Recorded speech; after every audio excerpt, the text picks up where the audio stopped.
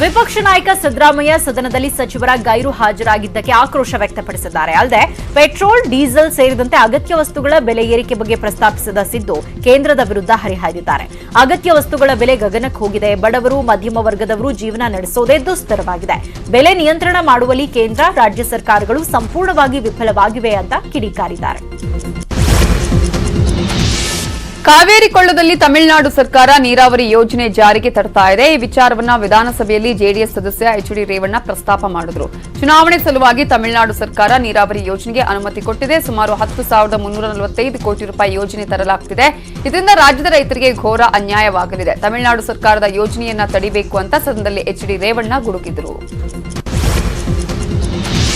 ಸರ್ಕಾರಿ ಜಮೀನು ಕೆರೆ ಒತ್ತುವರಿ ವಿಚಾರಕ್ಕೆ ಸಂಬಂಧಪಟ್ಟ ಹಾಗೆ ಎಟಿ ರಾಮಸ್ವಾಮಿ, ಗೂಳಿಹಟ್ಟಿ ಶೇಖರ್ ಪ್ರಶ್ನೆಗೆ ಕಂದಾಯ ಸಚಿವ ಆರ್ ಅಶೋಕ್ ಉತ್ತರ ಕೊಟ್ಟರು. ಸರ್ಕಾರಿ ಜಮೀನುಗಳು ಪ್ರಭಾವಿಗಳ ಪಾಲಾಗ್ತಾ ಇರೋದು ನಿಜ.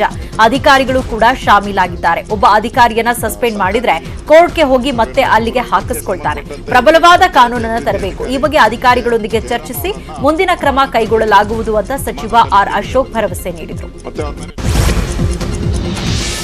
ಇನ್ನು ಸದನದಲ್ಲಿ ಶ್ರೀರಾಮ ಸ್ಮರಣೆ ಜೋರಾಗಿತ್ತು. ಬೆಲೆ ಏರಿಕೆ ವಿಚಾರದಲ್ಲಿ ಬಿಜೆಪಿ ರಾಜ್ಯಸಭಾ ಸದಸ್ಯ ಸುಬ್ರಹ್ಮಣ್ಯಂ ಸ್ವಾಮಿ ಟ್ವೀಟ್ ವಿಚಾರವನ್ನ ಕಾಂಗ್ರೆಸ್ ಪ್ರಸ್ತಾಪಿಸಿತು. ಶ್ರೀರಾಮ ಭಾರತದಲ್ಲಿ ಪೆಟ್ರೋಲ್ ಬೆಲೆ ಜಾಸ್ತಿ ಅಂತ ಸುಬ್ರಹ್ಮಣ್ಯ ಸ್ವಾಮಿ ಟೀಕಿಸಿದ್ರು. ಇದೇ ವಿಚಾರವನ್ನು ಪ್ರಸ್ತಾಪಿಸಿ ಕಾಂಗ್ರೆಸ್ ಜೈ ಶ್ರೀರಾಮ್ ಅಂತ ಕೂಗಿದ್ರು. ಇದಕ್ಕೆ ಪ್ರತಿಯಾಗಿ ಬಿಜೆಪಿ ಸದಸ್ಯರು ಭಾರತ್ ಮಾತಾ ಕಿ ಜೈ ಅಂತ ಕೂಗಿದ್ರು. ಯಾಕಪ್ಪ 100 ರೂಪಾಯಿ ಪೆಟ್ರೋಲ್ ಆಗಿರೋದಕ್ಕೆ ಜೈಕಾರ ಹಾಕ್ತಿದ್ದೀರಾ ಅಂತ ಸಿದ್ದು ಬಿಜೆಪಿ ಸದಸ್ಯರ ಕಾಲೆಳೆದ್ರು. ಈ ವೇಳೆ ಮಧ್ಯಪ್ರವೇಶಿಸಿದ ಬೊಮ್ಮಾಯಿ ಕಾಂಗ್ರೆಸ್ನವರ ಬಾಯಲ್ಲಿ ರಾಮನ ಹೆಸರು ಕೇಳಲು ಖುಷಿ ಆಗ್ತಿದೆ ಅಂತ ಕುಟುಕಿದ್ರು. ಸಿದ್ದರಾಮಯ್ಯ, ರಾಮ ನಿಮ್ಗೆ ಗುತ್ತಿಗೆ ಕೊಟ್ಟಿಲ್ಲ, ರಾಮ ನಮಗೂ ಸೇರಿದ್ದು ಅಂತ ಹೇಳಿದ್ರು. ಇನ್ನು ಸ್ಪೀಕರ್ ಕಾಗೇರಿ ಆ ಸಂದರ್ಭದಲ್ಲಿ ಮಧ್ಯಪ್ರವೇಶಿಸಿ ಸಿದ್ದರಾಮಯ್ಯನವರಿಗೆ ಅಯೋಧ್ಯೆಯಲ್ಲಿ ನಿರ್ಮಾಣವಾಗ್ತಾ ಇರುವ ರಾಮ ಮಂದಿರಕ್ಕೆ ಹಣ ಕೊಟ್ರಾ ಅಂತ ಪ್ರಶ್ನಿಸಿದ್ರು. ಇಲ್ಲ, ನಾನು ನಮ್ಮೂರಿನ ರಾಮನಿಗೆ ಕೊಟ್ಟಿದ್ದೇನೆ, ಅಯೋಧ್ಯೆಯ ರಾಮನಿಗೆ ಕೊಟ್ಟಿಲ್ಲ ಅಂತ ಸಿದ್ದರಾಮಯ್ಯ ಟಾಂಗ್ ಕೊಟ್ಟರು. ಬಜೆಟ್ನಲ್ಲಿ ಸಿಎಂ ಬಿಎಸ್ವೈ ಒಕ್ಕಲಿಗರ ಅಭಿವೃದ್ಧಿ ನಿಗಮ ಘೋಷಿಸಿದ್ದಕ್ಕೆ ಒಕ್ಕಲಿಗ ಸಮುದಾಯದ ಸಚಿವರು, ಶಾಸಕರು ಸಿಎಂಗೆ ಅಭಿನಂದನೆ ಸಲ್ಲಿಸಿದರು. ವಿಧಾನಸೌಧದಲ್ಲಿ ಡಿಸಿಎಂ ಅಶ್ವಥ್ ನಾರಾಯಣ್, ಸಚಿವ ಆರ್ ಅಶೋಕ್ ನೇತೃತ್ವದಲ್ಲಿ ಮುಖ್ಯಮಂತ್ರಿಗಳನ್ನ ಸನ್ಮಾನಿಸಲಾಯಿತು. ಶೀಘ್ರವೇ ನಿಗಮಕ್ಕೆ ಅಧ್ಯಕ್ಷರನ್ನ ನೇಮಕ ಮಾಡುವಂತೆ ಮನವಿ ಮಾಡಿದರು. ಅಭಿನಂದನೆ ಸಲ್ಲಿಸಿದ ಸಿಎಂ ಬಿಎಸ್ವೈ ಸಂತೋಷ ವ್ಯಕ್ತಪಡಿಸಿ ಆದಷ್ಟು ಬೇಗ ನಿಗಮಕ್ಕೆ ಸಮರ್ಥ ಅಧ್ಯಕ್ಷರನ್ನ ನೇಮಕ ಮಾಡುವುದಾಗಿ ಭರವಸೆ ನೀಡಿದರು.